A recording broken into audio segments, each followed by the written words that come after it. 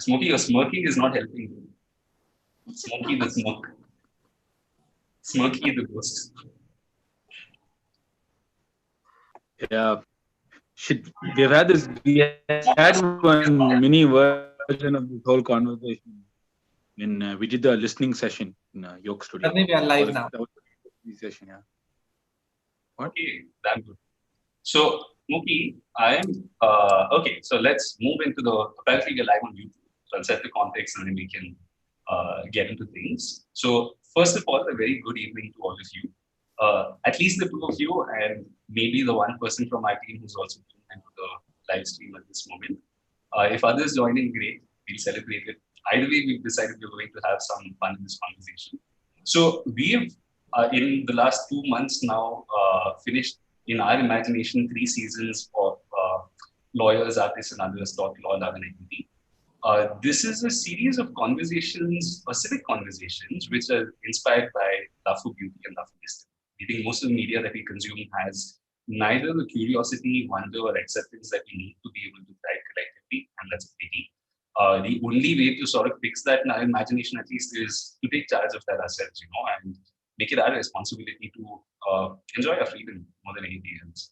So far, actually, through various efforts, collaborations, and whatnot, we have helped raise nearly 30-35 lakhs towards artists and other kinds of COVID relief. And we're very fascinating, very grateful to have participated in the process. This is not just a humble brag. The reason why we mention it is because the cost of actually publishing media is nearly nil. And we're going to get into that in the conversation because we're going to speak about independent music, specifically rap music, right? And as we go along, we'll notice that the cost of media shouldn't really be what it is. We don't like the idea that media is driven by interests which are not visible to us, and that's the main reason why we're doing this. And so we like to think of ourselves as a publicly minded enterprise, publicly minded private enterprise, being low-key, being as good as we can be, and as on point as we can be. So today's conversation is also meant to commemorate not Independence Day, but Dependence Day, which is really all other days besides Independence Day. We think we don't celebrate our coexistence often enough. And we need to think about ways in which we can enable our thriving, and when the three of us came together earlier today, we were speaking about how it's important that we think about how to enable freedom and communication and communion, as opposed to just like mistrust and hate and anger and other things which are designed to separate us as opposed to bring us together, right? Later this week, next week, we are going to do a hackathon for freedoms, specifically Article 19 of the Constitution of India. We're going to talk about the right to free association, free speech and expression, online and offline. So we'd invite anyone who's tuned in here to join us next weekend. The link is in the video's description.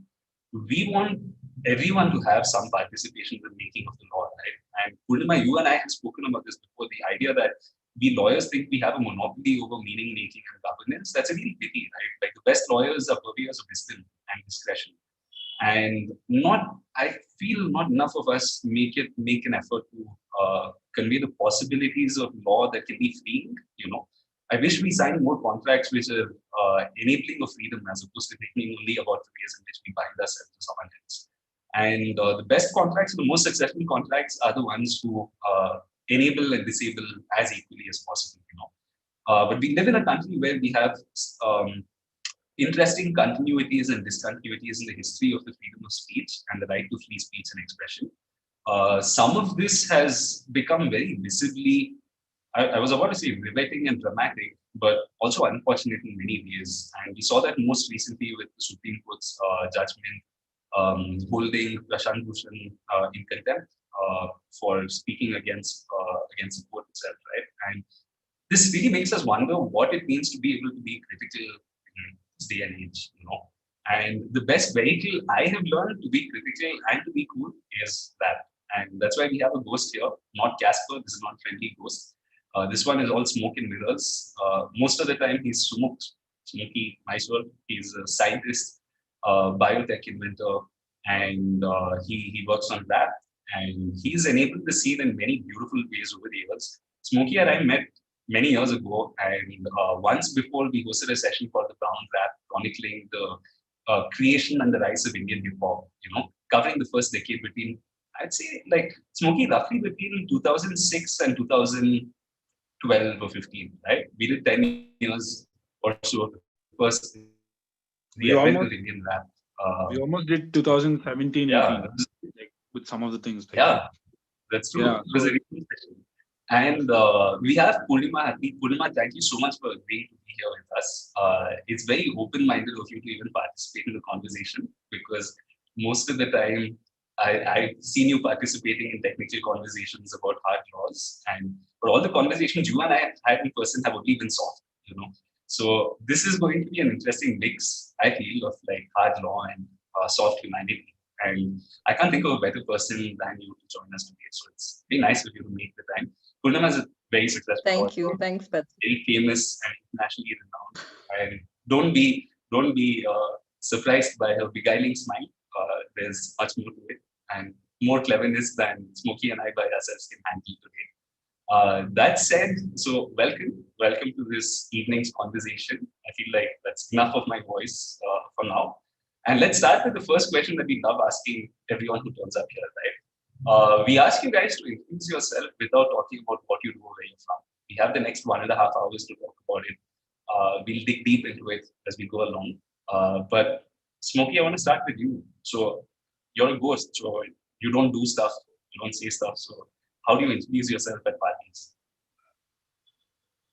So I'm a pretty simple dude. I like do this. I think just because I want to have a little bit of fun. I think fun has been the priority in terms of like what I want to do rather than something as material as money. Money is important, but fun has been the most biggest driving factor that's given everything else. So yeah, that's who I am. I mean that's a very serious beard for a very fun guy. Thank you and congratulations to the beard. Hi Ruhi, it's great to have you here. Ruhi is the other interlocutor for the day. Hi, everyone. Hey. And Ruhi is a professional protester. She's a disruptor of online online education in low-income context with technology. And she doesn't do it like Byju's, and that's her greatest thing. So she leads the South Asian operations of Solve Education, and she's very clever, and she has a lot of great ideas. I'm sure we'll get into that a little more. But Poornima, back to you. How do you introduce yourself without talking about what you do, where you're from? And you can't mention your trek at Ramnagram this morning. That's out of the equation for the rest of now.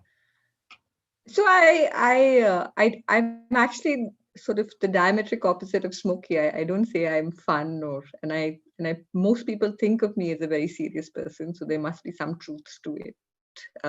Although I'd like to think that I do let my hair down once in a while. And my biggest problem with party introductions has been they never ask women what you do. They just presume you must not have something to do. I don't know whether other women have felt this, and I have asked a couple of friends who are male as to why don't you all ask. I mean, the men begin to talk about tech and entrepreneurship, and the women seem to sort of gravitate towards children and school and recipes even now, which is very, very strange, at least in my age group. And then I've asked male friends, why don't you ask women what they do? And they've said, look, no, I don't want to ask somebody. And what if she's, not doing something significant? And what if she were offended? But the men don't seem to be offended by that question. Men presumably always have a serious job and a card to back it up. So, so party introductions are always name and old Bangalorean and a thinking citizen, really. And then let's see what the other side digs, and whether they want to know what you do more. So that's my introduction. Okay, then maybe we should ask you a little more about what you do on a day-to-day basis. But Poornima, I'm feeling both like it's so unfortunate that that's what you deal with. We had conversations about it, and I'm sure Ruhi can reflect on this as well. But it's embarrassing as hell that we don't talk to 50% of our population as though it's a matter of equality and dignity. And very sorry that even you have been treated that way. And you work in contexts and work with people who have an understanding of dignity, not absent of it. So, but I suppose it's illuminating then that you're a founding partner of a large and successful law firm with a diverse international practice. So, I suppose thank you for being here. That's all I want to say more than anything else. And fundamentally, our own premise is that gender justice is basic. You don't talk about feminism as with something special because an extension of courtesy and humanity. There's really nothing more to say about it as a man. So I don't want to say anything more in that context. Ruhi, you want to say hi, and then we shall begin to dig into things. Yeah, hi everyone. So sorry for having joined late, but it was really interesting. So I missed quite a bit of Smokey's introduction. I'm hoping to catch up through the conversation. But hi Poornima, it's really great to meet you. And yeah, I think it is very pertinent, right? The fact that women generally tend not to be. That's not even the first thing that comes to mind when you have a conversation with someone. Generally, the first thing that a woman is asked is something to do with their personal lives or their interests, mostly leaning towards hobbies or nothing to do with your vocation or your livelihood. But yeah, that was something that was interesting, and I hope that's something we can dig into a little more as we continue this conversation. Okay, thanks, Ruhi. And it's all wavy and gravy now. Here's what we're going to do today as we go along. So, you know what? So, today's session is going to be partly a celebration of different kinds of Indian hip hop. And then we will also speak about the kinds of challenges. We'll roughly break our conversations into three parts, right? We'll talk about creators first, we'll talk about publishers, and then we'll talk about consumers. There's a certain reason for that order, and I think it'll become evident as we go along. Because I think we really need to begin the conversation from where art is being made and expression begins, as opposed to the other way around. It's actually much easier to receive expression than to rise in shock and offense and disturbance and whatnot. So we will address some of those stickier questions as we come along, but let's sort of begin here. And Smokey, the first question I want to ask you before we get into anything else is how you got into hip hop, man. And you've been doing this from school, right? And we are contemporaries. This is a long while of hip hopping around. And we'll start with you. And I would love for all of you to maybe talk about your experience of or with hip hop, because when I was growing up, my parents were very offended with hip hop music because it had all kinds of bad words, and I hadn't yet understood the depth and the poetry and the syllabic, the syllabic mastery that's necessary to produce beats and melody and make it sound harmonious together. So it really requires a lot of cleverness and damn hard work. So, Smokey, I want to talk to you as a rapper now, not as an enabler of the scene. Your screen is shaking a lot, dude. So why don't you just keep it down or something? So it'll be easier for you to manage. Okay, we can figure this out as it goes along. So how do you get into hip hop? What's your scene? So it mostly started off with basketball. When I was a kid, I used to love basketball. And in basketball, we had like this game called NBA Live 08 or something like that, where you could play like on the computer, and they had like a lot of hip hop music, and they curated a lot of hip hop music into it. So hip hop culture was like something that just sort of came into like the whole NBA because of Allen Iverson, stuff like that. So I got into hip hop because of these kind of like alternative streams. Like didn't really get into hip hop in like the music or something like that. And then the whole music thing happened like much years later. Like when it started off with lyrics, Orkut. I don't know if you've heard of Orkut. I don't know if you remember Orkut. So like actually the whole hip hop scene, as a matter of fact, in India came from Orkut. And because of the kind of community and the leaderboards they had and stuff like that. So so then I got introduced to rap through that medium, and it almost was something of rebellion, especially with teachers, because I was in Bishop Cotton Boys School. That place was pretty crazy. I don't know if I think a lot of Bangaloreans will relate to why I'm calling it crazy. Corporal punishment was a thing. So we would rap to diss the teachers and get popular, in the lunch breaks and in the time that we get, so that we can just rep the general sentiment, right? So it just became like a release, as time went by, it just became like a release, kind of like a situation. So yeah, that's how I was introduced. I just wanted to say, you were showing off to other boys at Bishop Cotton's boys' school. There's no problem. I'm not obsessed with heteronormativity at all, but it's the fact that rap was enabled by the competition of the day and age is predictable. Understanding. Smokey also told me last time that it started off by dissing other people on awkward, right? And just making lyrical... Dissing teachers, dissing other people on awkward, stuff like this. I mean, that's really funny. I mean, it's really funny for me to think of it like that. Now you're speaking of it from a creator's point of view, once again. But Poornima, what was your first encounter with the idea of hip hop? Actually, I know very little about hip hop, so I'm going to be honest and open about that. So, I haven't consciously listened to hip hop. It hasn't been part of my growing up introduction to music, either at home or at school, and clearly I went to Sapphires, which, if you went to Bishop Cotton's, you couldn't sort of figure out Sapphires were all sort of in the same sort of bucket of kind of teachers. So, no corporal punishment, though. It's a girls' school, so I think we fell in line more easily. Or, at least there was no corporal punishment. So, no, I don't know very much about hip hop. I think at law school, maybe, when we're listening to music together, it's been part of the genre of music that I've been listened to, but not solely as hip hop. I've grown to listen and have been a part of many protests and protest movements and, of various kinds. But I don't think I've been part of anything where hip hop has been appropriated, at least in India or in London or Singapore, as part of a protest movement. So yeah, keen to hear more and understand more and see how I can learn more. Yeah, okay. I mean, that's a great place to begin.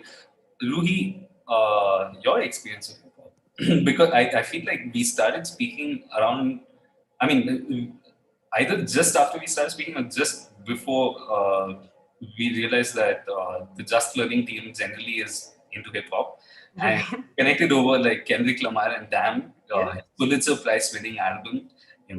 It's crazy that you even think that by a rap musician would be the favorite album of a president of a country and all of those things. So what are your thoughts on hip hop before we get into things? So I think for me, getting into hip hop was I think it was very natural, because even as a child, I was very inclined, I was very drawn to poetry. So that's where it began, I think. At a very young age, I was drawn to rhythm and just how syllables can come together to form something so beautiful, right? So it started with poetry, and then I think most of us had our introduction to rap through very similar mainstream groups like Linkin Park and Eminem and, a bunch of these artists that we grew up with. So yeah, I guess it would begin there like everyone else. But what I realized initially it was just music, right? It was music that we connected to and we grew up with. But as I got older, I realized there's so much more to hip hop. It is a movement. It's been used historically as part of some incredible resistance efforts. And, learning more about that was really interesting to me. And I think recently, even with, how tumultuous the beginning of this year and the end of last year were for India, having been part of, some massive protests here in Bangalore and in Delhi, I saw how hip hop was being used to really not only articulate the anger and I mean the grief and everything, like all the overwhelming emotions all of us were feeling, but also to elicit this incredible sense of hope, which I thought was incredible. In fact, I think I mentioned to you earlier today, and I think One and a Half came up, and my first introduction to them was at Town Hall in Bangalore, which was at a protest called the Bindi and Burkha protest. And it was incredible because no one expected, what they were going to bring to that crowd that day. And it just blew everyone's minds. And it went from this feeling of, hopelessness and raw emotion to all of us just coming together around this group of people and just feeling this oneness and sense of community around what they were trying to say, because it resonated so well with what everyone was feeling there that day. So yeah, I think that I would say is my that's a great place to begin. I mean, all three of you have spoken of like standing up to the man, sticking it to the government, your mother, father, whoever else, and like hip hop has been central to that exercise. But before we dig into the depths of things, let's start with showcasing some Smokey. I told Smokey I'll play something from the human form. I've changed my mind now. I'm going to play one of his earliest songs with MC Biju, a Kannada rapper. It's called Kumbai. And it's a really fun song, So I'm just going to share my screen for a moment. Oh, wait. Lohit, please let me share screen. Apparently, I'm not allowed to do so. Okay.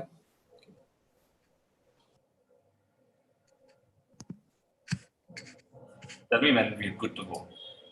Okay, so in the meantime, One and a Half is a collective that came together a year and a half, 2 years ago almost. And Smokey was instrumental in setting that up. We'll talk about that, but it's really, I say instrumental because movements are not made of just people coming together and setting it up, but like others saying that this is a movement that you should participate in. There's a certain One and a Half is a Bangalore-based hip hop collective. It's just it's a place where a bunch of people come and express themselves freely about the things that bother them. They hang out in Cubbon Park, basketball courts, metro stations, public spaces, and occupy them because we have the right to do so. And so that's what One and a Half is about. Smokey, you want to say something about how One and a Half came together? Yeah, sure. I mean, One and a Half has been one of the most exciting like happenings. Like it just happened. We were talking about One and a Half, like setting something up like One and a Half for like almost 10 years now. But it only materialized at this point in time when like about 4 of these guys, AKX, Nex, Soup, and me. Like, so 4 of us just got together at in an office, my office in Bangalore, and we started something called as One and a Half. Basically, One and a Half is what is charged in for like auto drivers charge you 1 and a half in Bangalore. It's like a super culturally like very specific phenomena. That's what we wanted to like sort of make with One and a Half. So one of the guys in these 4 founder elements is the son of an auto driver. He's the guy who suggested that, and we were like, let's do this. Basically, it started off as a reply to what was happening in Bangalore with the music ban and stuff like that, like where they were like saying that it's noise, blah blah blah.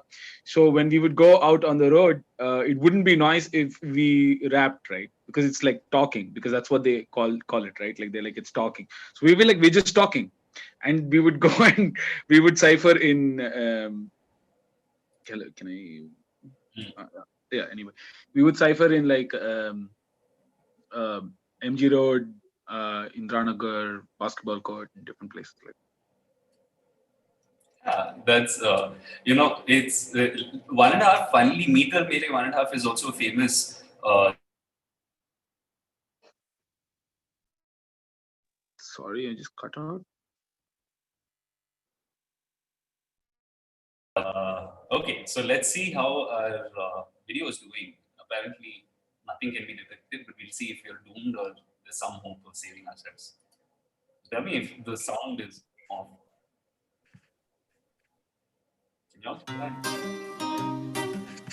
Badri, we can't hear the audio. Wait. Yeah, it's working now.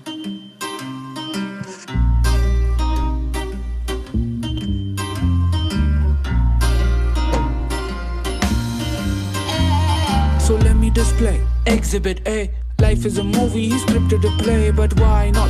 Cause life is a stage and we are just actors until the grave. I'm family made, you are watching a comedy play. I remember back in the day when I was the bomb and you were the slave.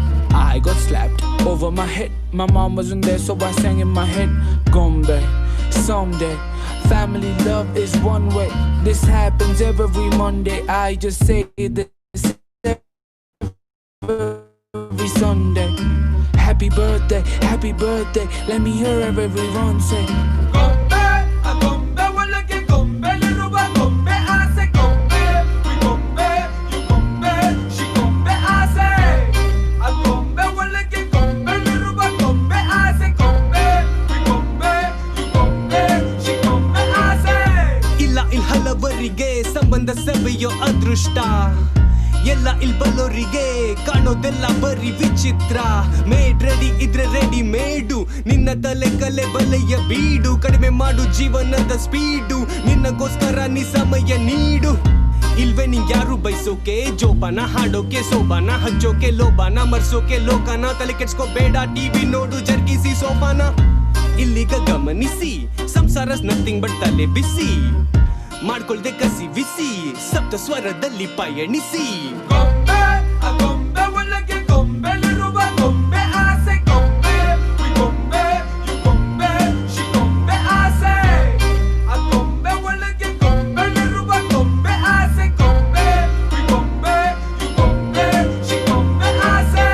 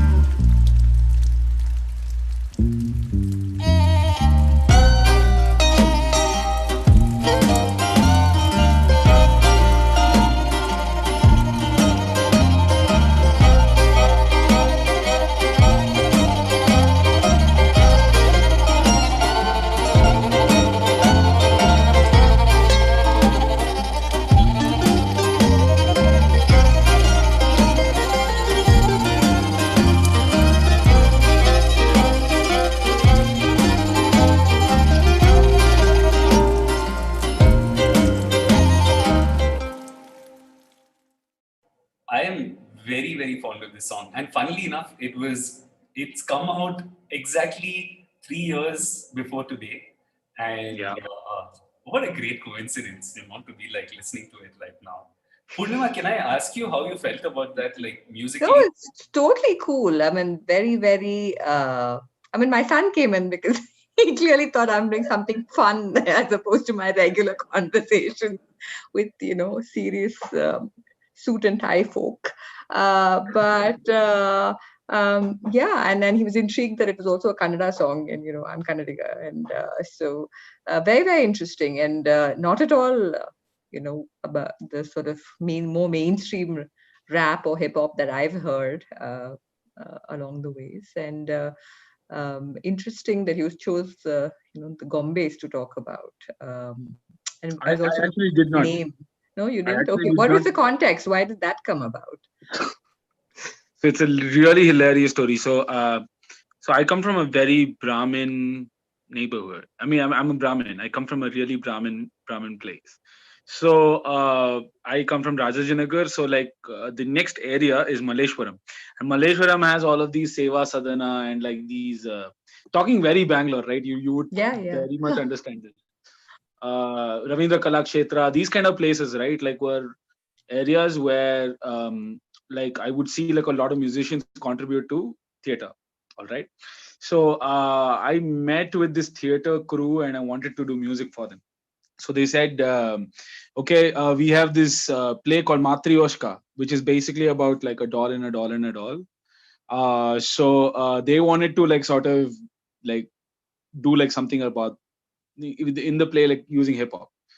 So I took the dialogues from the play and basically rearranged the dialogues to make the lyrics of the whole song. So where the song just went without a video for a while, and one day we got up, me and my friend, we got up and we said, "Hey, Chanpatna is a Gombe like town, isn't it?" And we just took a train in the morning to the place, and we it became about Gombe, right? Like that. So that's how the whole context came about. I never conjured the topic or anything like that. And even as a matter of fact, even the violin and the guitar that is played there, I never did it. People randomly played it and just like sent it to me, and I just put it in the song. Like, wow, like how did it happen from this play, right?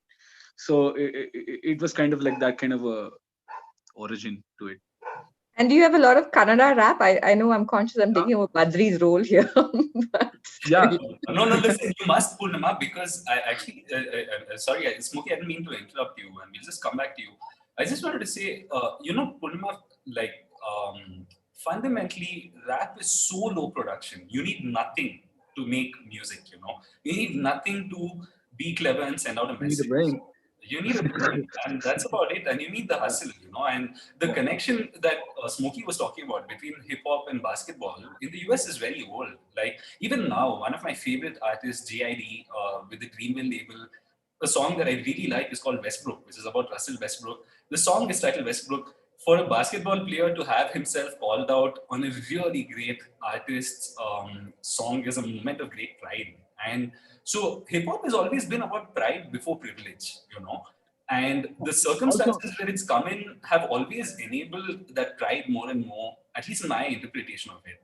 And Smokey, I just want to add to Poornima's question to ask you, now you pointed out your Brahmin upbringing, and your association with that identity. So I want you to talk about how you think that plays up in your music and how you associate with it now, because you're collaborating with people across all kinds of contexts and castes and creeds and nations, and you're writing papers about hip hop and inventing medical devices. So there's such a Brahminical thing to do. Like it is like unfortunately it's around me and it's everywhere. That's my thing, right? Like like I am around Brahminical people and Brahminical. That's privilege. It's straight up privilege. Like for a long time, like hip hop in India was a privileged person's like art form, right? Like you could not be really poor and do it. And hip hop has always had this rags to riches story. Like you hear about anybody like 50 Cent, Eminem, or whoever that story is. Like you see, there's a rags to riches function that is like happening in them. Like, but hip hop has been in all kind of frames. Also, like if you see the, like you spoke about how like it's relevant to hip hop and like basketball being very like similar to each other. I pictured that even like something like a theater, and you see how theater is so different in India. The audiences for that are like 35 to 60, unlike what you think hip hop is, which is for like 24 to 35 or something like that. Like so demographically it broke that. So we had a lot of people who were interested in what is this hip hop, what's happening here. Because for my generation of rappers in this country, like we had to like sort of focus on how to make it culturally interesting, because initially it was imitation. Like I would wear like baggy jeans, like chains and stuff like that, and walk around like act black, like try to like imitate their culture. But now it was more about innovation. I think from 2015 it turned into like more of an innovative, like let's get into, like she spoke about like the 1.5 ciphers that were happening when Poornima was talking about activism. I think that a lot of the boys in 1.5 were like Muslim, and they wanted to represent their side of the whole conversation. And 1.5 was born very neutral. Like we never like bought any religious like kind of connotation to it or anything like that. But we in general like were involved in a lot of activism, protests like that. Like we would say, screw the venues, let's go to the streets, right? That was the sort of attitude, and the streets definitely responded, like to like the whole CA movement, the whole performance, the section 144 being imposed for random reasons, and found little ways around it to still squeeze art in there. And I think that is a lot of fun. Yeah. Yeah, we are going to Interesting. Oh, sorry. No. Yeah. I was just actually about to come to and ask you about your 1.5 experience, because Right. right after this, I'd like to play Nex's Eid Ka Chand. Nex is straight out of 1.5. He sings in Dakni, and Right. that's insane. It's just Dakni is basically language that originated in Shivaji Nagar because Kannada and Urdu was mixed to make Dakni. And I think every Bangalorean would know what kind of lingo I'm talking about, and that's why I love it. Now the whole world knows thanks to that. Right. He performed this song before he released this. He rapped this verse. The protest point. Yeah, before he did this, he rapped this verse so many times in Shivaji Nagar, and I kid you not, it was unbelievable. Like we've not recorded it, but it was unbelievable. Oh, I have a recording. I can share it with you because it was that incredible. And to be honest, okay, so to just explain where I'm coming from. So I am the child of both a Hindu and a Muslim. So in terms of representation, being in that crowd. So I have exposure to this world of privilege that you mentioned, right? I mean, and this background in knowing hip hop from my own experiences with it and things like that. But then being there, I was also, so much of my Muslim identity was also a part of me when I was in that moment with you guys performing there. And what was really interesting to me and everyone there, especially, the Muslims there who and throughout the movement, what we saw was while we all came together, there was a bit of it took some time for everyone to understand that we are one, we are a united front. And even if we come from very different cultural, socioeconomic backgrounds, that we are working towards a common cause and all of that. And I think that moment of 1.5 coming and performing, and to be honest, we had a lot of us didn't have background to what, what 1.5 was or what to expect. And when the performance happened, we had no context, like you said, right? You have no, religious associations or whatever it was.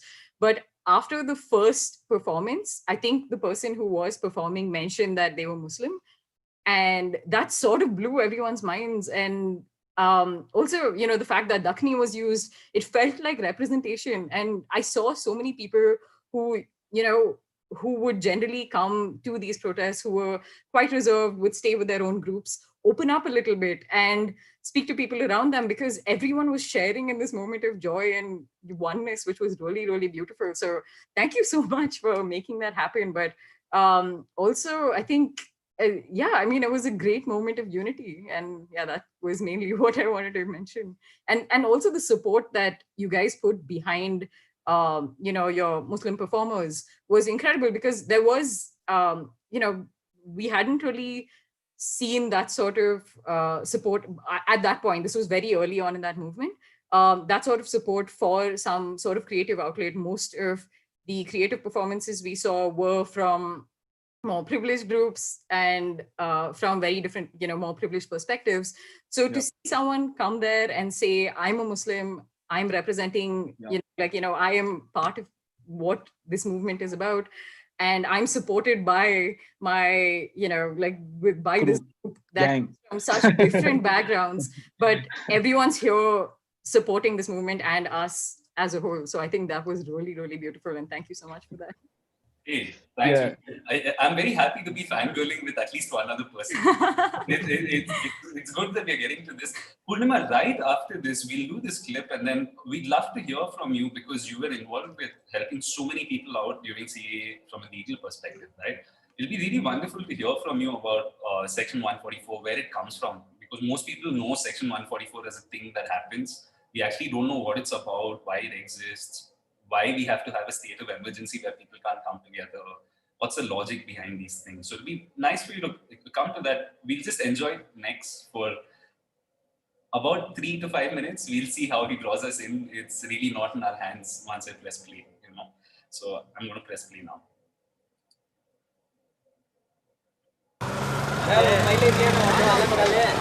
अलग डाल रहे हैं तो अलग डाले चार का अलग डाल को अभी फोन आएगा पीछे गया तुम वहाँ पीछे गया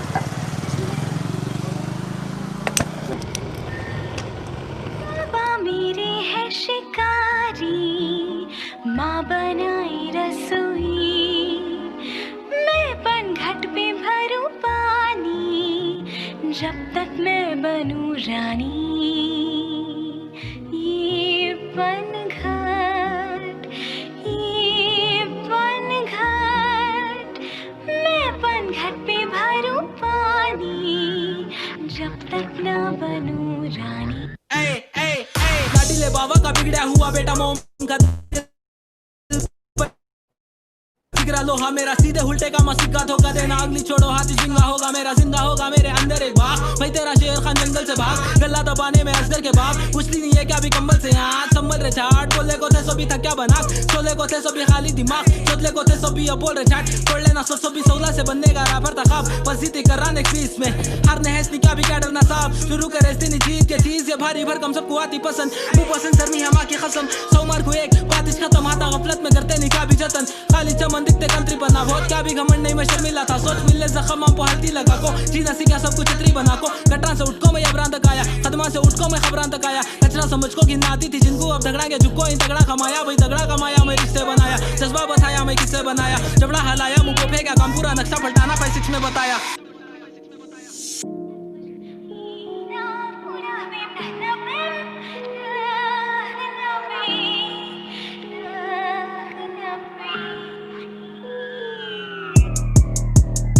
करना काम रहना काम चाबी मेरे पढ़ना पवा आंखों कामयाबी बेटी ढूंढने को मेरे में खामियाबी आया सामने तो बोलती सो क्या मियां भी क्या भी याद नहीं भूल गए सो क्या छोड़े सो क्या कतो खुल गए सो क्या छोटे बड़े बताऊं उड़ा सो क्या चौदे तो सिर देते बुलटे पछा उल्टे पवा निकल ले पाक पकनी है तेरी मुंह पर निखरिया साफ साफ खुशली कर राना यत्ती भी चाट ना खरिया उदा पीला पंचाया लाल बा कौन भी नहीं आसपास लिखी दूसरी मेरी वन एंड खान ना थी निचपुरी मेरी वाइट को झूमना पेड़ी पूरी तेरी बीट पर धूम दामी दिचपुरी मेरी डाले तो ठाप कनपट्टी फटना आंकड़े तो ज्यादा कर डालती खतना अंख्या में आगे तो बर्बादी सब है अंख्या मुछानी तो जल्दी छपना करते सो कामांगू झंडे अपनावा चलते अलावे पनंगे पावा तलवे पर रखना सो दुनिया को हैरत की इज्जत दे डाले तो बनते बाबा टाका छाकी करे ताम चीनी सूरत कर को भेजती लाल पीली देखे वाले बोलते बहुत सुने रात लेकिन तेरे सरकार पर काम भी नहीं गाने मेरे बचने तीन तमाम बाजू वाला की हुई नींद हराम सर्रे दिन में देखो दूसरे रापर आए नमाज के बाद होती ईद का चांद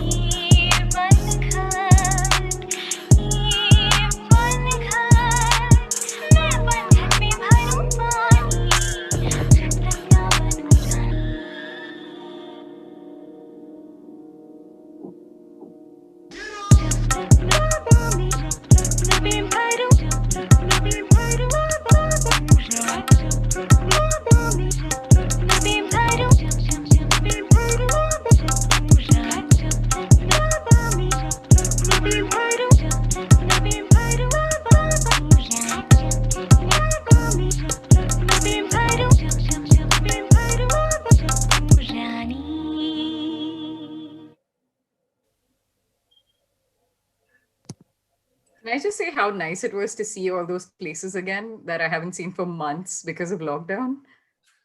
Just to start with. Hey, don't talk like an to drive, Ruhi. That option is still available. Do not get out. Stay in there. Wear a mask, guys. Wear a Things are mask. going crazy. Wear a mask. Stay at home. Be safe. But wasn't like how cool was that? Most people don't realize how low budget that whole exercise was. You know, The whole song and the video happened in 2 days. I literally saw these guys like make a song in 1 day and then say, you know what, we're going to make a video and like, you know, wear this thing and just head out. And like they finished all of it in like 2 days. It's crazy. you know, Poornima, this is a sentiment I relate to because very likely, unlike you, I started law school projects some days after last day. You know, so this is how we had to survive. So that's how I guess I can get with Smokey. But so before we move on, Poornima, your thoughts on the song? We have to come back and listen to it. I've heard it out of 3,444 views about 444 times. So I can pick up the lyrics, but more than the lyrics, love your thoughts on it. And can you tell us a bit about Section 144? What's the whole deal with this situation, and what are we supposed to do about it? So I couldn't actually pick up the full lyrics of the song. So I think I need to go back and understand that more. But as it was playing, I was thinking that, Smokey, if you had anything to do with it, I'm sure all the Brahminical privileges were being challenged in that song. But I don't know whether they did or didn't have it. And I mean, I'm also conscious this is a very privileged conversation from what you've all said and my own background. And so it's interesting and ironical in some sense that all of us are speaking about protests and challenges and things like that. But we should say out loud that, we're conscious that we're privileged folk and especially in these times, right? So, yeah. Badri, going back to your question on 144, I'm not a criminal lawyer. I'm a corporate commercial lawyer, and we do as a firm and as individual lawyers, we do things that interest us and what we want to do. So in whatever public interest or public consciousness that we feel to do in and around the law. So what was absolutely wonderful when the whole CAA protests happened about how people came together. Right? It's truly beautiful about how people who would otherwise not leave big law firms and walk out during the day, they actually did. And many people, right, from first-year lawyers to established lawyers, in some way or the other, people went out. And it would have been interesting to see how it would all play out, and sort of challenge the government. And we've lost that momentum, unfortunately. And we've gotten caught out in this whole COVID momentum. And I think, and that togetherness has been lost out. It also brought together a lot of women. I saw that a lot of women, a lot of different marginalized sections of society came together, at least in Bangalore. And we saw a lot of Dalits who came together. So it was a truly, coming together of marginalized sections. And I saw so much interest in the Constitution that I haven't seen before. And a group of us went about talking to children, and just the number of parents who wanted to, and it was completely apolitical, the message. It was all about equality and freedom of expression and things like that, which nobody, you don't know who the parents are and how they would react. So you would keep it neutral and see how it played out. And if people want to talk more about specific issues, we would. But it was just so interesting that so many institutions, so many people came up and said, we want to talk about it. And in that context, there was all these 144 sections imposed then, and as we're seeing it even now around us in Bangalore. So 144 really is says that if you have 4 or more people or 5 or more people, it's an unlawful assembly. So you're presuming that there is an unlawful assembly, and these group of people have an unlawful intent to cause harm to people. So I think it's just a convenient way to maintain law and order. But at the same time, you're stifling freedom of assembly, which is one of your constitutional rights. So how do they play out against each other, and who's making that judgment? For the non-lawyers who don't recall, there was a public interest litigation that was filed before the Karnataka High Court. And while, it was still being heard, the protests were ongoing. And there were so many of us who felt that it was right to protest. And there was so many of us who also felt, no, but, the court should actually intervene and say no to this, because a lot of people couldn't afford to get arrested, right? Young mothers said they've got to go home to kids. There were people who had to go home to parents, or whatever reason, you just couldn't take the risk of spending one night in jail. The 22-year-old of me would have done it, but, I knew I had to come back to my child. So I may not have done it, but so it was, it depends on where you are in life as well. But it took the court 3-4 days to actually come out and say, that imposition of 144 was not right. That people should be allowed to protest. At the Karnataka High Court was one of the few high courts that actually came out openly and did say it. So there was a lot of applause, and I know that the legal fraternity in Karnataka, many friends of ours, Badri, you and me, and I'm sure the others may know them, pushed for it to be heard. And And the state did not have any reason why it should happen, right? I don't see the same kind of backlash now because we're all at home in the COVID situation. We don't know enough. And I think it's also a localized situation, so we don't know where it is. But this is a colonial era law, and I think that's very, very clear. It's an easy way to bring peace for the administrative authorities. And so the question is, how do you balance that with expressions of people together, and how do we play it out? And it's not going to go away so easily. So it's a recurring theme that comes up in different contexts, particularly in the context of conflicts, and when it's convenient for the state, it's imposed. So how do we address it as a group of people is the question.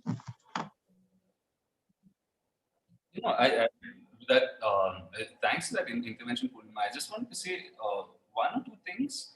But first of all, the idea that, the independence movement could have been unlawful assembly, right? In the first place. The movement which made our freedom of assembly possible would have been unlawful in its premise to the ruler of the time. And finally, absolutely. If you look at all our sedition laws, all based on they're all not in the context of any democratic government. Yeah. How could you not allow your own governments to criticize you, right? It is my government, and our constitution is we the people of India. It's written in my name and your name. So take that criticism, and which is why this whole contempt of court business, it's truly a dark day, and I think people at the bar, those of us, and Badri, you are part of the bar in some sense, I think we should all protest. How can we not criticize our courts? And a 108-page judgment over 2 tweets, really, in the times of COVID, when they don't have time to hear issues of migrant workers, so many other issues, but you had time to dig this out and actually write 108 pages. You truly feel let down, and I was talking to a bunch of kids yesterday as part of another event, and how do you feel enthusiastic about the constitution on the same day that a judgment like this has passed? And one question that was asked of me is, can the constitution protect itself? And I said, that's a profound question. And it's up to you and me to make sure it protects itself. Because if we let go, we won't have one, and at least not in the form and substance that we have it today. So, how do you hold your head high and say that this is something that is justifiable? Poornima, I think we need to start by holding each other's heads in our hands, holding our hearts in each other's hands, and standing for a constitution which is written in our name, as you pointed out, and it's really a matter of whether we want to stand up for what we believe in the values that precede the conversation and infuse every element of the constitution. Because the really cool thing about the constitution, I don't want to, funnily enough, also Poornima, Ruhi is also a lawyer. So we actually have 3 lawyers here and one ghost. So it's truly an interesting congregation. But that said, the constitution was a truly radical document, and the aspirations here were meant to be more than just managing people, right? It was meant to dignify people. It was the youngest democracy to give everyone like a universal adult franchise. Yeah, that idea of adult suffrage, when close to 80% of your population was illiterate, truly phenomenal. Yeah. And how do you overcome that idea? And even for women, for Dalits, for everybody, to say, you guys in the smallest village are being entrusted with the idea to decide who you want to be as your leader. And, in 2020, we have a bunch of people who are telling us that you can't do that almost, right? So it's really, truly remarkable how far we've come, and from, what started off as a truly radical idea. It's okay. But the whole thing, sorry, I was just about to add one more idea. Unless you are about to say something on this, I just wanted to say a remarkable feature of the Indian Constitution, which has been amended as many times as it has, is its durability. And there, like Thomas Ginsburg at the University of Chicago has written about the longevity of constitutions, and he talks about the fact of its durability being an extremely important component. And the constitution is truly representative of India because it has so many kinds of aspirations. And any constitution is meant to be a bridge between the past and future. So at all times, the constitution is a living document. It's nothing if we don't ascribe it any meaning. it doesn't count for anything. It's just a bunch of words, right? So I didn't mean to get like overly excited about it, but it's hard not. No, I think we should all be excited about the Constitution every day. I mean, that's the only way it's going to work, and it has to be a document that is very much part of our daily lives and not relegated to something that is only to lawyers. And it would be great if you have a rap song on the Constitution. And I think there are several. Rappers are always the first to turn up, and I mean, like earlier today, I was listening to another song called Down Bad, where this guy talks, he says he was bored of education and he rhymes Brown versus Board of Education, and I was like, what a lyric. Wow. This is not Indian, but that's not the point. Sure. These guys are clever. They're repping us everywhere. And we're going to play more music, which you will see like lots of constitutional elements, how much ever time we have. But Ruhi and Smokey, can I ask you both one question, which is, what is your relationship with the Constitution? And Ruhi, of course, has like a very multi-dimensional view. But before we get to Ruhi's view, Smokey, I want to hear your thoughts. What does the Constitution mean to you, man? Do you know anything about it besides the fact that it exists? Yeah, I mean, in terms of us existing as a democracy and what the Constitution was and what the Constitution is now, in terms of like what such a paper means to like the citizens of the country, like I think the Constitution is a very important document, like, and I always try to understand like most of it, like, but for me, like, it's always been like, the specific, which we're specifically talking about 19A or like, like freedom of speech and stuff like that. There's a lot of contradictions that have like sort of like come to be because of like amendments, different kinds of ideologies being brought into the Constitution. Like I find that it both as a very important and historic document, but also as something that was it's also something in the modern world that needs to be updated. I feel like there is a need for that, like more important things to come into the into the Constitution. Like for example, Poornima was pointing out that Section 144 is a colonial law, right? Like it's something that was used by the British to like stop the freedom fighters from doing their thing. So I feel like there's a need for an update. That's my relationship. It's a love-hate relationship that I have with the Constitution because of the fact that I feel like there needs to be a lot of updates. And even something like Buddhism, like in terms of classification, like even atheists. I'm an atheist, right? I want to be an atheist. But the Constitution says that an atheist is a Hindu, right? Like so there's certain classifications of that which I feel like is very weird. And it has been changed from what it was before. I mean, this, uninformed, incomplete opinions are great because it doesn't matter what the reality of the situation is, as we have found out. I mean, like meanings get twisted by everyone, So please twist it into the direction of your humanity, Smokey. Like you have the right to do so. There's no reason for you not to do it, And updated, unupdated, know what you don't know, that doesn't matter. That's totally irrelevant. And Poornima has just been pointing out that being a citizen has nothing to do with your incapacity in a certain way to engage with legalese, right? Because law is the language of authority. It speaks for all of us. Think about what authority you want speaking for you, right? So thanks for like calling that out. I think we don't do that enough. Ruhi, thoughts on the Constitution for you in your everyday life? So, I mean, fortunately or unfortunately, my engagement with the Constitution on a more, with the spirit of the Constitution and what I wanted to derive from it came a little later on. Initially, when I first engaged with the Constitution, it was in a very dry manner, either in, high school civics lessons or even through law school, because even through law school, it was, now in hindsight, I realize what a lost opportunity that was in terms of how we engaged with the Constitution. It was very dry. We studied it, only towards the end of getting marks in an exam.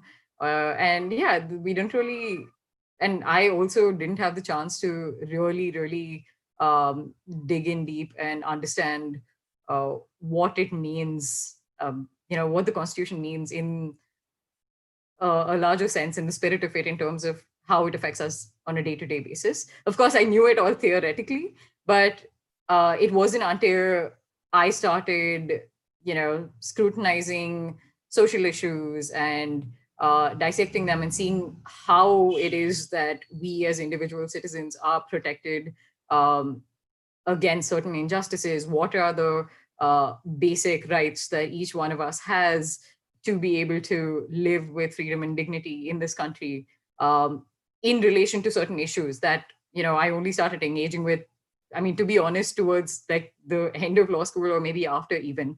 But it wasn't, I mean, to be very honest, it wasn't until this CA/NRC movement that I really, saw what the Constitution could mean for each and every one of us. When all of us are standing around, I remember being at this gathering in Cubbon Park where all of us just gathered and read the preamble.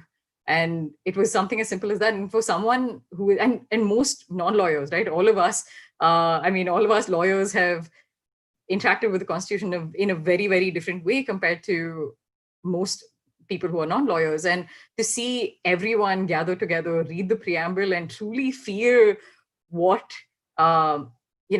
this document intended to do was really powerful for me. So yeah, so that is basically my relationship with the Constitution. Started off in a very disconnected manner, very theoretically, very reason and logic based, and then moved towards something that was more emotional and, like, to be honest, like spiritual in a sense, right? In the way that all of us were able to feel it and feel the need of it. And yeah, and Poornima also mentioned, I mean, I think this is the first time in a very long time that people have actually bothered to try and understand what the Constitution holds and what it means for each and every one of us, especially those of us who aren't as privileged. And I think one thing that I really appreciated were all the efforts around simplifying what the Constitution is during the protest movements. People were holding classes people were holding workshops for little children to explain what fundamental rights were. There were writing workshops, and there were gatherings where people just came together and tried to explain what the Constitution means to each and every one of us through song and things like that. Like, these sort of efforts to just have everyone at least be aware of what their rights are and what their liberties are was truly powerful and beautiful for me. Yeah. Oh, absolutely. Really the best, the thing that I resonated with the most from what you said was the idea that the law can speak a language of feeling and not just a language of meaning in a dissecting kind of way that a lawyer approaches it, And what a great opportunity to feel. When you feel intensely, you turn to objects which can provide some feeling. And the Constitution provides such a great pillar to be able to do that, and for retaining your humanity, I think, and humaneness at a time where both are very, very difficult and is very difficult to aspire for even, So now I'm going to play one more song. Smokey has been grinning a lot, so he has to say something before we do that. Smokey, I'm about to play Arivu from the Casteless and the Casteless Collective. You want to say a few words about Arivu? Because if you don't, I'll have to say many words, and I think it's better you do. Well, actually, no, I think you should definitely speak about Arivu because for me, Arivu has been a very new experience. Like, I discovered him a couple of days ago when my Tamil-speaking Brahmin friend actually said, "Bro, like, check out this like song. It's so cool," and blah blah blah. Like, so I played it and I was like, "Holy shit, this guy's like really really cool." Like, and the way he picks up on issues, like, he's very current, right? Like, he's not like cloud chasing. It doesn't seem like he's cloud chasing. He's more, in the pocket kind of stuff. Like, that's all. Our gentleman here is not a crowd chaser. Badri, before you start, you should see him at gig. Sorry. Go on, Poornima. I was just about to say this man is immensely popular, and he's going here with Par Ranjit, who is very famous for directing big budget movies with very, very sharp political sentiments, and conveyed in a way that a lot of people can associate with. And this is such a great confluence of aspirations. And so we'll get into that. Poornima, you were about to say something. So I was just going to say that for Sumo, and that's your screen name, so I'm going to use that. It's just that, the Constitution, it hasn't changed much. And, if you read the Constitution Assembly debates, there was a group of people who wanted to actually have the preamble, not as we the people, but in the name of God. And there is actually a whole debate saying what then happens to the atheists, right? And they're very much part of the citizenry, very much part of India. And so you can't have it in the name of God, even if it is not a Hindu God, but generically in the name of God. So they were very conscious of that. And 144 is not part of the Constitution. It is part of the criminal procedural laws.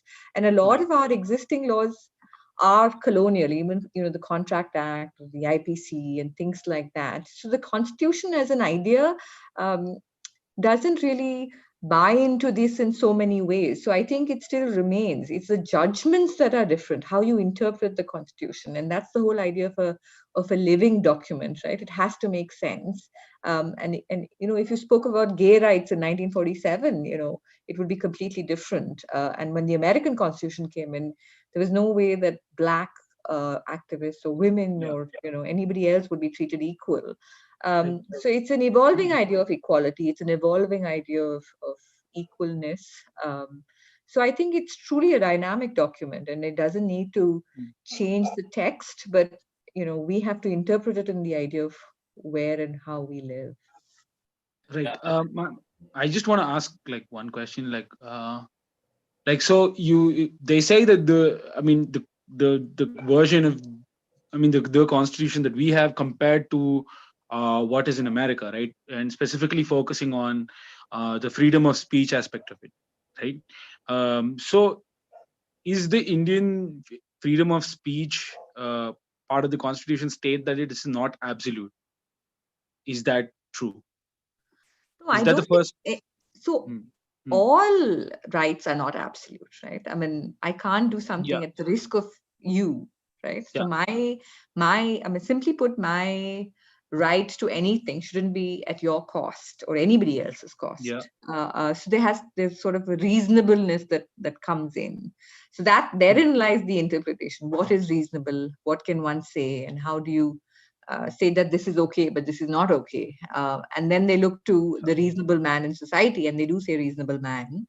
So it becomes a debate in terms of where society is, and is society ready for this? If you look at the whole movement for any rights, right, for women's rights, for gay rights, it took a lot of persistence, a lot of debate within society to say, look, they are now open. There was one point of time when the Supreme Court said that there are no gay people, and the Delhi High Court said file an affidavit to show who these gay people are, because we don't know. I don't think they exist in India.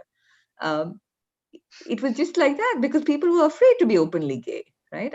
Look back 20 years ago. It's not like they weren't gay, but they were not openly gay. They were all worried because I've heard stories from gay friends at Cubbon Park. People were being beaten where they would meet. It was a way of life. So it's a fact, right? It's not. This is not a matter of the past. Even now you see the same kind of harassment in Cubbon Park and Lal Bagh. Sexual minorities don't have it easy, and now laws have changed, but humanity hasn't yet caught up with it. The funny thing is, I don't think with India we've noticed the depth of our liberalism and our capacity of acceptance of different kinds of cultures. When you think about people as a bunch of things to control, you dehumanize them entirely and think of them as something to manage, and that necessarily negates their capacity for freedom and equality, in my opinion. So how do you measure that though? That for me, the biggest to say that something is not that. For example, Poornima pointed out that the court asked them to file affidavit, right? What are the different ways to measure that? So Smokey, in the interest of Poornima, sorry for answering before you. In the interest of finishing this conversation at a reasonable time, can I just say, please check out at least 2 or 3 of our earlier episodes deal with the 20-year journey of bringing, negating the effect of Section 377. Not Article 377, guys. It is not Article 377. It's Section 377 of the Indian Penal Code on acts of unnatural sex. So criminalizing acts of unnatural sex, which includes actually even heterosexual acts of sex which are unnatural, right? So in that episode, the participants in this movement, because it didn't happen overnight, it happened over a long period of time. The participants in the movement spoke about sharing only personal stories, and having people appear in court, speak of AIDS, made it a public health issue. You see how strategy and courtcraft come together with humanity and humaneness. So justice is not a matter of measurement except a measure of balance, justice is a matter of absolutes, and it's either it's just or it's unjust. There's nothing more to it. Now, how just it can be and how unjust it is something that you debate in courts. But in the case that was eventually overturned, you would notice that what the court had originally said was, this is a minuscule population of people. How can your rights be dependent on whether there are more of you or not? That sounds ridiculous, just on the face of it. Logically speaking, if you have to remove the legalese around it, you say, should your rights disappear if you're just one of a kind? In fact, I would say you should be protected more, right? The people on the margins define who we are.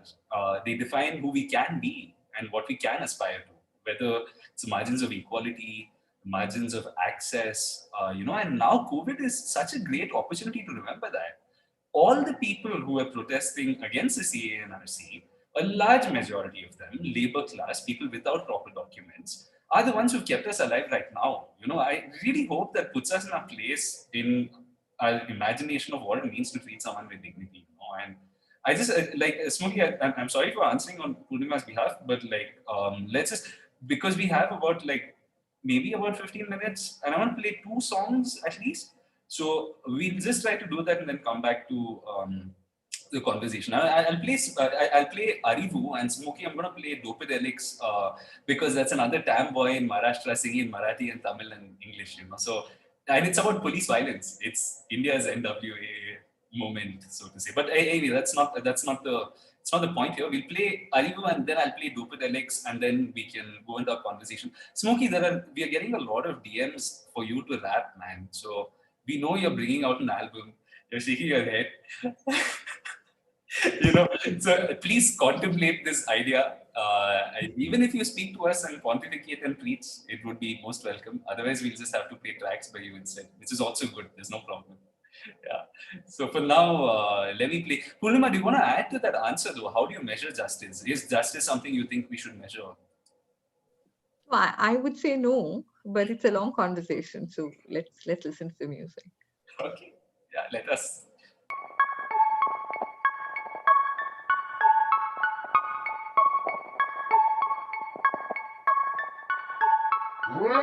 போர் அடிக்குது போராடலாம் வாங்க தோழ யார் அடுத்தது super star பாரு தோழ ஊர் கிடக்குது நமக்கு என்ன வாங்க தோழ ஹேஷ்டாக் தெருக்குறள் அது என்ன தோழ ஹேஷ்டாக் தெருக்குறள் அப்படின்னா பெட்ரோல் விலை ஏறி போனா என்ன தோழ கட்டும் வரி கூடி போனா என்ன தோழ முட்டாள் ஒரு மன்னரானா என்ன தோழ சொல்லு தோழர் சொல்லு தோழர் முட்டாள் ஒரு மன்னரானா என்ன தோழர் சொல்லு தோழர் முட்டை போண்டா தீஞ்சி போனா என்ன தோழர் கள்ள மௌனி ஊரை கூட்டி சத்தம் போடும் கள்ள மௌனி தொண்ட தண்ணி வத்த பேசும் கள்ள மௌனி கள்ள மௌனி ஊரை கூட்டி சத்தம் போடும் கள்ள மௌனி தொண்ட தண்ணி வத்த பேசும் கள்ள மௌனி ஊரை கூட்டி சத்தம் போடும் கள்ள மௌனி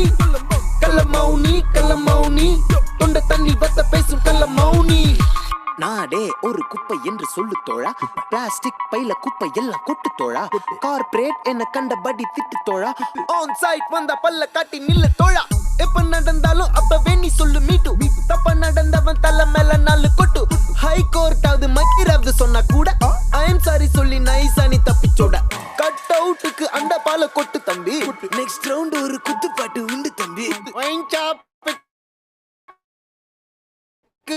பாதுகாப்பு தாங்க தோழ மெயின் ப்ராஃபிட் வேற என்ன கூறு தோழ கள்ள மௌனி ஊரை குட்டி சத்தம் போடும் கள்ள மௌனி தொண்ட தண்ணி வத்த பேசும் கள்ள மௌனி ஊரை குட்டி சத்தம் போடும் கள்ள மௌனி தொண்ட தண்ணி வத்த பேசும் கள்ள மௌனி மாடு சேல மதபால ஆடு ஆமா போடும் வார ஆடு ஆமா போடும் மாடு ஆமா போடும் பந்தேரி பஸ்ஸேரி வர வழியில மரபணு மிக்ஸ் ஆகி ஜிங்கோ தான் ட்ரெண்ட் ஆகி படுகுழியில தாய்மொழி துண்டாகி கங்கூலி ரன்னோடி அத தேசபக்தி என கொண்டாடி துண்டாடி பாகிஸ்தான் நீ வழியில கதறது காஷ்மீர் அதை விடு சினிமா தரையில தலைவனை தேடி முனிமா கனவுல முடிவரு ஜோடி தெருவுல படுக்குது 20 கோடி கொசுகடி கொசுகடி கொசுகடி தெருமோன கடையில வளரசு கதப்படி கோமாளி அந்த கோட்டைக்குள்ளே குரட்டை விடுகிற ஏமாளி அவன் பேச்ச கேட்கிற ஏமானி கூலா ஒரு பெட்டி தந்து போடு தோழா ஓலா ஓத்து ஓட்டு வாங்கி ஓடு தோழா ஒரு விரல் இல்ல புரட்சிய காட்டு தோழா கொடி பறந்தது நடு விரல் காட்டு தோழா கள்ளமௌனி ஊர கூட்டி சத்தம் போடும் கள்ளமௌனி தொண்ட தண்ணி வத்த பேசும் கள்ளமௌனி ஊர கூட்டி சத்தம் போடும் கள்ளமௌனி தொண்ட தண்ணி வத்த பேசும் கள்ளமௌனி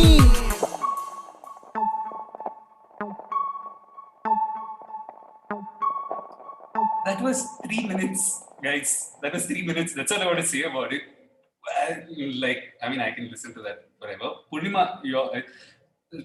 I'd love to hear your thoughts on that song and the next song we're going to play. You're really going to enjoy this one because it has the same Tam swag and Bombay swag all in one. Dopadelics, bunch of geniuses. I also picked them because they appeared in the Par Anjit movie Kala with Rajnikant. They were the boys in the hood in the background, in the middle of the slums in Bombay. Oh my God, I can't believe I don't remember the Alagi off the top of my head. But I'm just going to play it and then we can marvel at both together.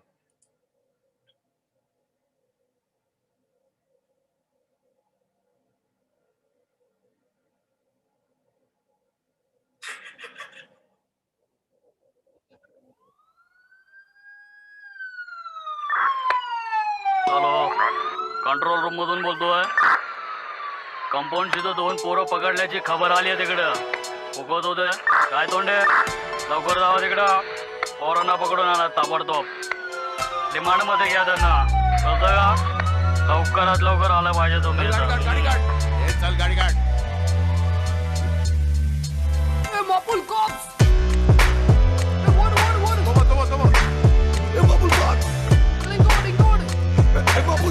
इथून आले बा फटाफट चल बाबू भाग रे. काय रे आया पीछे ये. घे. Oh shit! कोण आहे रे तू. इकडे काय करतो. रस्ता बंद आता कुठे पळतो. चल चौकीमध्ये आता तुला धरतो. पण आयुष्यपच आहे मी नव्हतो. इतकी चोरी कशी झाली मला कळतो. चार्जशीट तुझ्या नावाचा भरतो. चल कोर्ट मध्ये आता तुला. पण आयुष्यपच आहे मी नव्हतो. खोटं नाही बोलणार मी बघून तुमच्या रायफल. मी टोनी सबॅस्टियन AKA सायको. मी राहिला एकटाच मला नाही बायको. मी ख्रिश्चन बुधवारीला जातो saint Michael. Building number 2 room number 23 Mumbai 19. I'm from MLC Tamil Nadu माझा गाव. मी आहे मद्रासी मुंबईकर म्हणून मी बोलतोय मराठी. 22 वर्ष माझ्या मी मीडियाचा स्टुडंट. धरलो तुम्ही मला समजून मी आहे न्यूसन्स. चौकीमध्ये घेऊन तुम्ही देतात मला ट्युशन. आता झाली कन्फ्युजन पाहिजे कन्क्लुजन. क्राईमावर क्राईम होते याच्या का सोल्युशन. क्राईमाच्या बिमारीला शोधा काय मेडिसन. मी केले नाही चोरी आणि करतो नाही छेडछाड. माणसांमध्ये बघू नका भेदभाव. ए शाणे तुझे आई बाप कोण. शांत बसून लाव त्याला फोन. कायदा कानून तू मला का शिकवतो. पण आयुष्यपच आहे मी नव्हतो. ए जारे तो पट्टा इकडे आण. याच्या डोक्यात खूप भरली आहे घाण. काढ रे कॅमेरा घे याचा फोटो. पण आयुष्यपच आहे मी नव्हतो. सकाळी उठून मी वाचतोय न्यूजपेपर. वाचून वाढतोय माझ्या डोक्याचा टेम्परेचर. इकडे झाली मर्डर तर तिकडे झाली रेप. कुठं तरी झाला क्रिमिनल एस्केप. दारू पिऊन चालवतो माणसांवर गाडी. मोठं असत्यांना मिळते जेलमध्ये बिर्याणी. वंट चोरांना पकडायला लावा तुम्ही ट्रॅप. आदाशीपणे काही झाले किडनॅप. आर्मी असून पण होतो टेररिस्ट अटॅक. कुठे गेले होती पोलीस हवा झाला बॉम्ब ब्लास्ट. काय फरक नाही फायदा नाही बनवून खूप सेक्शन. पैसे घेऊन काय करतात मॅच फिक्सिंग. तकलो पार्लिमेंट करून खूप विचार. वेश्यांची नवीन ऑफिस आता लेडीज बार. कॉलेजचे मुलांना ड्रग्सच्या अडिक्शन. मुले जन्म झाला करप्शन. बघितलो मी बघतो हा देशाची बर्बादी. काय झाली गांधी घेतलेली आझादी. इल्लीगल असून पण विकतो हे गांजा. आता मी काय करू साहेब तुम्हीच सांगा.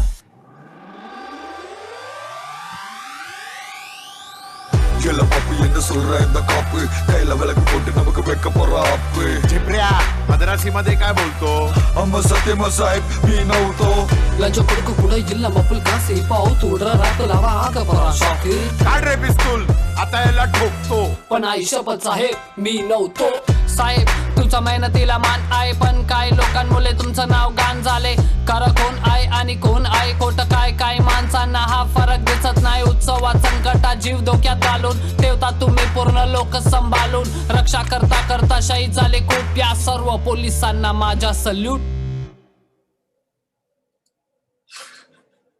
I'm going to pause it here. Look, okay, I thought we had lost Poornima for many moments, but Poornima, you're here. Before very much there.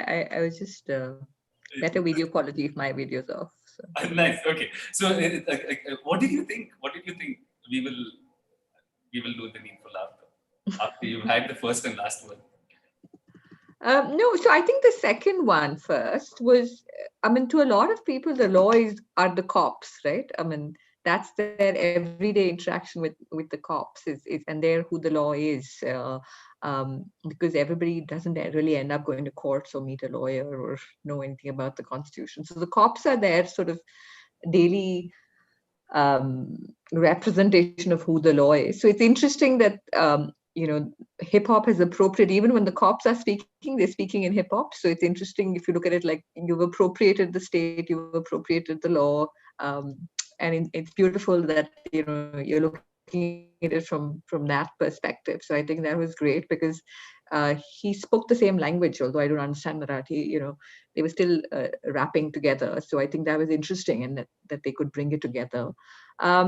The first one, I think I was very impressed by the obvious calling out of what is wrong. There was no mincing of words. And it's out there, and whoever the sly silent fellow is, I hope he's listening. And he's, because the writing is on the wall and we say it in different ways. And I think a lot of us have, and I've seen my own friends with mainstream jobs and, become less critical openly. I think they will talk to you one-on-one, but maybe not enough people saying it openly. So it's great that people are saying it openly, and it's, I mean, there's no ambiguity, right? It's there and it's obvious. So I think that's wonderful. That really touched me well. And I think I don't know if you, Smokey, have ever been inside a courtroom, but we're all, as lawyers, are so hierarchical, right? I mean, it's almost like we're living in a different world. And I don't know if you've seen the recent observations of the Chief Justice when somebody said your honor to him, and he said you must say your lordship, and we still wear our gowns and bands, and so it's the hip hop world is obvious to me as so antithetical to what the courts are holding dear, and even recently a very young lawyer joined my office and said, what do I call you? I said my name, and he was like, no ma'am. I said, no, I'm not that old. That's okay. You can still call me Poornima. So, it's very, very hierarchical, and to see the complete opposite in hip hop. And I think the courts, I mean, part of the objective is that law has to be representative of society, right? So they need to understand this, and they need to see that the world is changing, and to some extent they're coming to terms with technology because of COVID. They have still no complete idea of what it is, but it's so important that we have judges from various backgrounds. As Smokey as a judge would be completely different from you as a judge, Badri, or me as a judge. So I think it's important, because that's when you will get judgment. On Ruhi, I'm sure you will agree with me that different people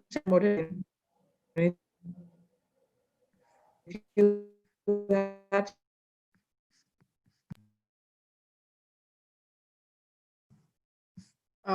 Poornima, I'm not sure if anyone else has this problem, but I'm not able to hear you very well. Sorry, I think my connection went off a bit. Did you hear everything I said? I just tried to switch off my video, and I mean the point I think was I we make lost the last 30 seconds or so. Yeah, the point we missed you at was when you were saying that this matter of hierarchy and how justice is not a matter of generalizing any. It is not to say that everyone will arrive at the same kind of justice, but to have different kinds of justice being enabled through the system through individual humanity. I mean, that's not the exact representation, but that's where you were at when we stopped worrying. Yeah. I mean, each of our experiences decide, who we are. I mean, and that's the reason why I say, a Justice Muralidhar from Delhi High Court would do something, in the context of the riots that happened, the Hindu-Muslim riots that happened in Delhi. He was the one who was listening and hearing things. If the same thing came up for a different bench, you would have a different outcome. So the idea is that you need diversity in the judiciary for the law to be reflective of society. And otherwise, if everybody came from Malleshwaram and went to Bishop Cotton's and, were Brahminical, and then you're not going to get the same kind of, music basically from the law. So it has to be different. So nicely said, Poornima. Ruhi, your turn, and then we'll let Smokey close us out. But your thoughts on the song and the languages of authority would be fascinating and most welcome. And also what Poornima just hinted at about representation.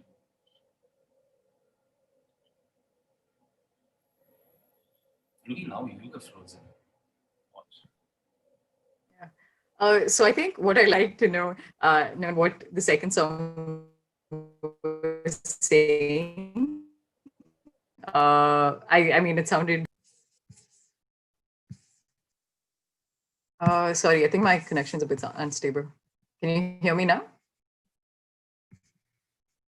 You're breaking up. Okay, Ruhi, we'll come back to you in one moment. Like, in the meantime, Smokey is on and live. And Smokey, man, I want to hear your thoughts on authority. The fact that hip-hop doesn't give a shit. It'll say anything to anyone at any time. What do you have to say about that, man? Because most normal people, including me, I fear for what I say, and I feel very uncomfortable with the fact that I have to think so much about what to say as I'm thinking or feeling it. I don't want to be this scared of either what I'm feeling because it makes me feel criminal, or what I'm saying because it makes me seem like I'm unfit for civility, and no law should make anyone feel anything like that. And I'm saying this being at the pinnacle of privilege. I haven't mentioned where I've come from because it's worse than all of you put together and better. But like both pride and critique is everyone's business, which is where Poornima also began this conversation. And when she started responding to this, but man, I'd love your thoughts on how you think about this. Yeah, I don't give a shit. But at the same, I wonder how Aibo feels about sedition and defamation. Very strongly. Yeah, very strongly. But does he not fear for himself? Man, I would be. No, but that's the point. That's the point, right? Because you see, do you know? Let's take examples of history, right? Do you know when you had Islam, right? The Persians had Sufi, and Sufi is in Islam. You're not supposed to have that questioning God. There's no sentiment of that. So Sufism brought that sentiment. So poetry is always almost all the time done to sort of break the edge or show you the edge. In many ways, so poetry and bards are essentially the rappers of today, right? So the rappers are essentially taking a metaphor and shielding the whole concept inside that whole metaphor. It could be taken as shielding, it could be taken as giving it emphasis, stuff like that. So these are all, if I may say, very PR oriented, publicity oriented tools, public perspective oriented tools. And that's where I think hip hop is very instrumental, and most people are able to take hip hop differently from just having an argument, or just listening or something like that. So I would say that if you look at this whole picture in terms of influence, the first preference is always given to theater, that engages most of your senses. The second like point of like focus for us is like words. Like words are the second most influential like thing out there. Like so, rap is something that answers all of those areas. So this absolutely, Smokey. This we'll just come back to that point again. Poornima will close on that. Ruhi, you want to? I'd love to hear your thoughts on the songs and this authority stuff and fear of speaking about stuff. Poornima, I'd love for you to address that because there's so many of us want to speak more freely than we do, and I don't know. This is not how I imagine life would be in 2020. That feels a bit weird. So if you can give us all the solace that you've been giving us over the last hour and a half to close, that'll be great. We leave solace to the ladies, and messing around. Like already us rowdies are doing what we need to do. And there are, I feel really sorry, and it's only because of the paucity of time that we haven't showcased the female rappers, because there's Smokey and I have been planning to do an episode just showcasing female rappers from India. We will most certainly come back to it. If not today, tomorrow, day after, and every day after. I apologize to everyone who's tuning in for the fact that we didn't have enough diversity of gender representation in that. But Ruhi, your thoughts, and then we'll begin to start saying bye. Yeah. So the thing was, okay, so the first thing that occurred to me was that having the lyrics on the screen or the translation of the song was that much more powerful, because and the second song didn't have the lyrics on the screen. I don't understand Marathi. As much as just bare minimum understanding from what I know of Hindi. But there's something that comes through even in the rhythm and the tonality of the song, right? Like you don't really need to hear every lyric to understand the energy and what it's trying to say. And both songs brought similar energy. So while the first one had the translation on the screen, unfortunately or fortunately, I was more focused on that. I was looking at the words and I was processing the meaning and the feeling behind the song. But the second one didn't lose out that much on conveying the same emotions, even though I didn't understand the language, and I thought that was really cool. But yeah, I'm really glad that art like this exists, to be able to question the establishment, to be able to question the systems within which we work. And that's something we're seeing increasingly, not only with the protest movement, but also even, look at COVID. Everyone is gravitating towards art in some form or the other. And as we sit at home and there are so many injustices happening outside of our homes as we self-isolate, art is one of those media that allows us to be able to engage with the outside world and push for some sort of like justice the way we would imagine it. Absolutely. The danger is you get stuck in a prison with a COVID outbreak, you're over 70 years old, and nobody seems to care about the fact of your existence, we celebrated Independence Day with a lot of people in jail for really stupid things. Yeah. I don't know if we need to be so scared of criticism that we can't allow ourselves the capacity to change our mind about these things, and thanks for pointing that out. I found a lot of solace in the artists who've always meant something to me, and we can see all of them returning during COVID, right? All my favorite musicians are releasing stuff because artists make art, full stop. It's like workers work, artists make art, talkers talk. We can go on with that in very unpleasant directions. Poornima, your thoughts on this, and I actually want to ask you and Smokey now, maybe just to guide the last answer. Poornima, do you have a word for people and our love or capacity to speak freely? What can we remember? What should we be careful about? What should we not?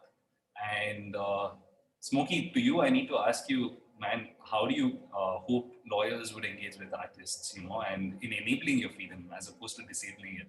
We have enough of that going on. So, Poornima, we'll start with you, close with Smokey, and we can all say goodbye. Once again, guys, it's been such a pleasure having you. This is a lead up to the Freedom Hackathon, and we're going to explore this in much greater detail as the days pass. Let's remake ourselves. There's no better time to cultivate our nation and our constitution's immunity, right? And immunity is nothing more than an imagination of a reality which looks like the truth. from now, where equality and dignity is more basic and more fundamental than we allow space for. So Poornima, first to you, artists, freedom, and Smokey, my man, to close off. So, I mean, I just wanted to more respond that, with the law and those of us who've studied the law formally, there is a lot of protest in it, right? I mean, right from Mahatma Gandhi, Nelson Mandela, these have all been lawyers. And they've questioned the law and what it stood for. And I mean, if you look at the people who, Kannabiran, or if these names don't make sense to you, I would suggest look them up. Even a Prashant Bhushan and Sudha Bharadwaj. People have worked tremendously, questioning the law, and engaging with the formal legal system to say, why is what you're saying correct and why is what I'm saying incorrect? So there is a lot of engagement within the law about questioning, about protest, and using the language of the law. So it's very much part of our study, our discourse of the law, and it should be if it's not within formal legal systems, right? And that should be. And also, when I talk about cases to younger students and people, I demystify it by putting forth the people.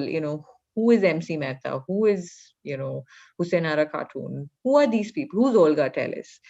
So there are people like you and me who just said, I can't deal with this anymore. I'm going to take you to court on one day. And then the wheels start turning, right?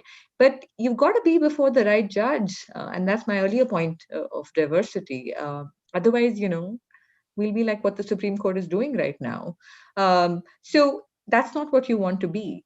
And I think I understand why people don't want to speak as much as they used to. I fully understand that people are being apprehensive. And I think we should respect people who say that they're not comfortable saying what they used to say. I mean, for whatever reason, right? So you can't force people to be aggressive and, sort of take on authority openly. And I think it's each person's personal space.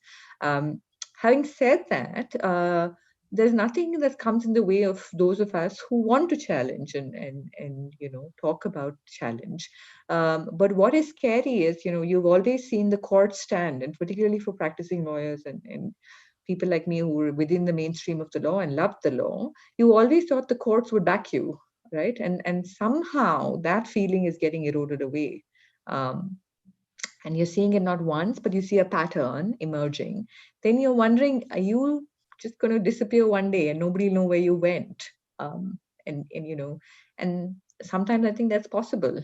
And that's when it becomes scary, right? And we're sort of slowly going down that slippery slope that each of us could become irrelevant. And how do we stop becoming irrelevant? And how do we continue to engage? A friend had put up a post on Facebook on the 5th of August and how we all felt on that day.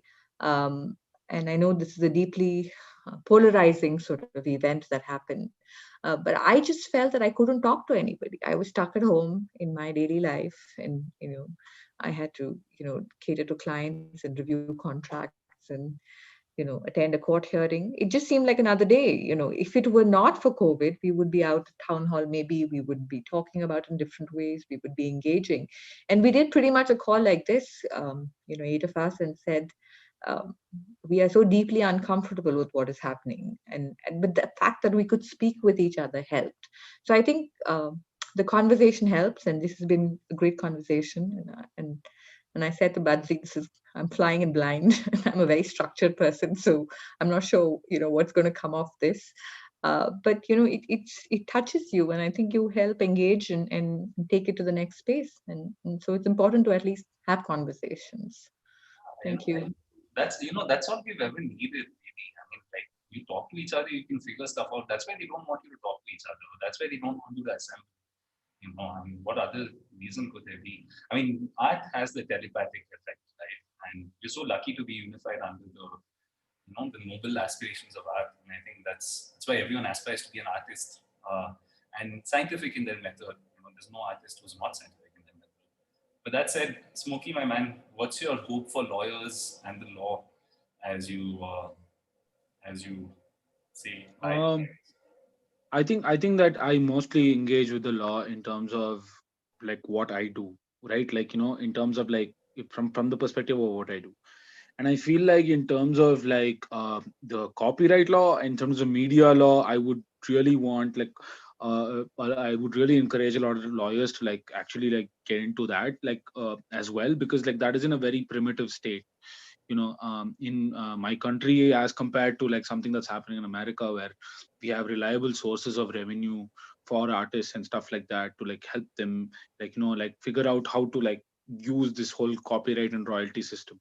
A lot of this has been very like dark territory, like it's almost as if like you have to get paid by black money, like or something like that at a show. You get paid in cash, for example, stuff like that, like which is kind of like very primitive compared to like what copyright law and stuff like that imposed in like America. So really looking forward to that. Apart from that, in general, Smokey, you've muted yourself by mistake. yeah, I'm sorry. So apart from that, just in our daily lives, I would say that a law is very important for us to even get to know what this law is, like, and it's forever dynamic, right? Like, so there's a need for us to like constantly be informed, and I feel like that should definitely be done by the lawyers. Okay, cool. I mean, yeah, more ideas about talking and continuing to talk. Ladies and gents, it's been such a privilege. It's way past our bedtime. And Poornima and Smokey, thank you for staying on beyond the scheduled time, like, and we persist with this conversation. And I just want to say, like, all of you here are very important flag bearers of this movement. Please don't check out. Please don't check out. It's very important that we stay engaged. And Smokey, you brought up copyright because, like, last week, 2 weeks back, I read that IPRS wanted to start taking licensing fees for Zoom performances, and I was like, what the hell do you guys even think? I mean, like, no, it was misinterpreted. It was misinterpreted. It was just no. I just signed up with the IPRS. It was not. They did not mean to say that. See, Smokey, that's not so much the point. It's just that the people who are setting the rules have nothing to do with the people who are living under those rules. I mean, we think of law as instruments of control, and of course, it's always been instrument of control. Yeah, it is, right? But like, how can we create control which feels less like bondage and more like liberation? And that's really what we need, and like feeling better about it. And thank you guys for spreading the vibes, tuning in. Smokey, we need to have you back and free versing for us. It will be very important that you do sometime soon. And Rudy, once again, thanks for seeing you. I mean, we're going to see you again soon enough, so there's no point in saying